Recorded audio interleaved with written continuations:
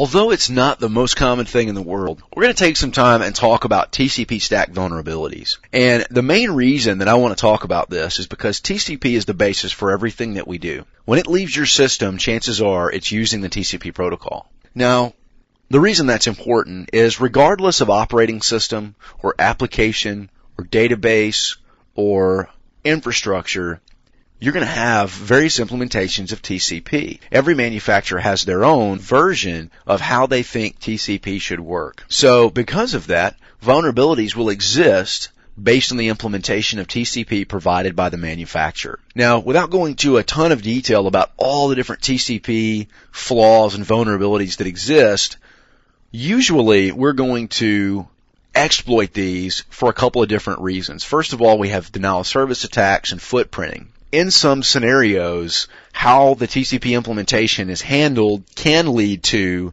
exploits and major vulnerabilities that could provide access to the network or access to the system housing that implementation of TCP. So, moral of the story is, every implementation is different, therefore, they're all going to have different vulnerabilities. So let's go over some common vulnerabilities and attacks. The first of which is the sequence prediction. And basically what this means is that I can take over a session by predicting the TCP sequence being utilized by the applications. So user A is communicating with server A, and hacker B comes in and predicts the sequence of those packets and jumps in and kicks user A off and picks up where his communication was going with server A. Window size overflow is a common example of buffer overflows or usually denial of service attacks because we make the window size to be larger than the buffer that exists on the remote system. And generally, if implemented correctly, the data will be lost that was larger than the buffer. But in some scenarios, the handling of that overflow is not correct and it can cause a denial of service on particular systems. SYN attacks are basically a fact of life. They are one of those things that are a flaw in how TCP is handled, even in standardized formats.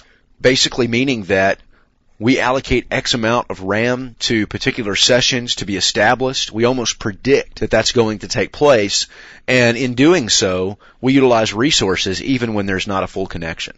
Gateway redirection. This is another one of those things that are inherently built into TCP, there's not much we can do about. And what that means is that we send out an ARP request to everybody and say, hey look, I'm the new gateway of the network. Everybody talk to me. And then I forward my traffic to the gateway. So users never have any idea that their traffic is in fact forwarding through a malicious host before it's being sent to the gateway. Again, just a default vulnerability that exists in TCP and the way it's implemented. DNS poisoning is another big one. Not necessarily that this is specific to TCP, but it's often affected by how DNS is handling network requests. So we can go in and actually poison the DNS records so that users can no longer access particular resources or are redirected to a resource of our choice, which could be a compromised system. And also malformed traffic attacks or high volume traffic attacks. Examples include the ping of death, Smurf, and teardrop attacks.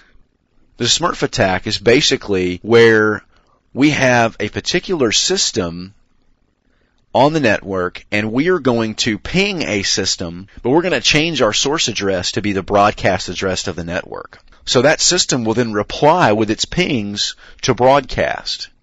So it will, in effect, attack every system on the network for us without us doing anything but sending a simple ping request. So those are various examples about high-volume attacks that utilize flaws in how TCP is handled on various operating systems.